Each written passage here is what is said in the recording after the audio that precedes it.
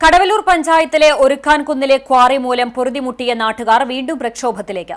നാട്ടുകാരുടെ പരാതിയെ തുടർന്ന് ക്വാറിയിലെ ക്രഷർ യൂണിറ്റിൽ നിന്നും അമിതഭാരം കയറ്റി പഞ്ചായത്ത് റോഡിലൂടെ പോയ 2 ടോറസ് ലോറികൾ കുന്നംകുളം പോലീസിന്റെ നേതൃത്വത്തിൽ പിടികൂടി പിഴ ചുമത്തി.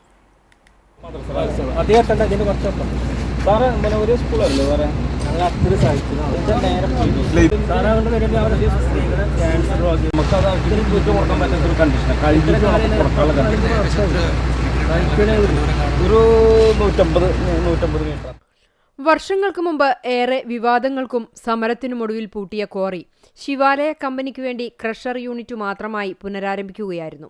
പാറ പൊട്ടിക്കലിന് അനുമതിയില്ലാത്ത ഇവിടെ ക്രഷർ യൂണിറ്റ് തകൃതിയായി നടക്കുന്നതായും അനുമതിക്കപ്പുറത്തായുള്ള രീതിയിൽ വിവിധ ക്വാറികളിൽ നിന്നും നൂറുകണക്കിന് ലോറികളിലായി ഇവിടുത്തെ ക്രഷർ യൂണിറ്റിൽ എത്തിക്കുകയും മെറ്റൽ, കരിങ്കൽ ചീളുകൾ എന്നിവകളാക്കി വിവിധ സ്ഥലങ്ങളിലേക്കും ഹൈവേ വികസനത്തിനുമായി കൊണ്ടുപോകുകയുമാണ്. എന്നാൽ ഇതുമൂലം രാത്രികളിലും പകലും പൊടിശല്യവും ലോഡിറക്കുന്ന ശബ്ദവും ക്രഷർ യൂണിറ്റിന്റെ 24 മണിക്കൂർ പ്രവർത്തനവും മൂലം നാട്ടുകാരുടെ ഉറക്കം നഷ്ടപ്പെടുകയും വീടുകളിലേക്ക് കനത്ത പൊടിശല്യവും രൂപപ്പെട്ടിരിക്കുകയാണ്.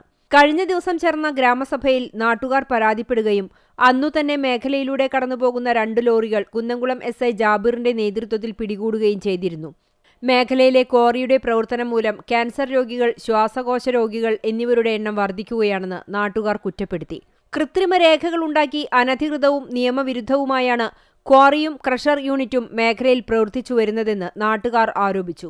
ജനങ്ങളുടെ സുരക്ഷയ്ക്കും ആരോഗ്യത്തിനും ഹാനികരമായ ക്വാറിയുടെ പ്രവർത്തനം ഉടൻ നിർത്തിവെക്കണമെന്ന് സ്ത്രീകൾ ഉൾപ്പെടെയുള്ള നാട്ടുകാർ പോലീസിനോടും അധികൃതരോടും ആവശ്യപ്പെട്ടു. പരാതിയെ തുടർന്ന് Kadavallur panchayat committee vice president KM Salim, പൊതുപ്രവർത്തകരായ MA കമറുദ്ദീൻ, KJ രാജേഷ്, സുധീർ, നൌഷാദ്, ഷിഹാബ് എന്നിവർ സ്ഥലത്തെത്തി പോലീസുമായും ക്വാറി അധികൃതരുമായും സംസാരിച്ചു. ക്വാറിയിലെ ക്രഷർ യൂണിറ്റ് ലൈസൻസും അനുബന്ധ രേഖകളും പരിശോധിക്കുന്നതിനായി നിരവധി തവണ പഞ്ചായത്തിലെത്താൻ പഞ്ചായത്ത് സെക്രട്ടറി ആവശ്യപ്പെട്ടെങ്കിലും ക്വാറി അധികൃതർ തയ്യാറായിട്ടില്ല.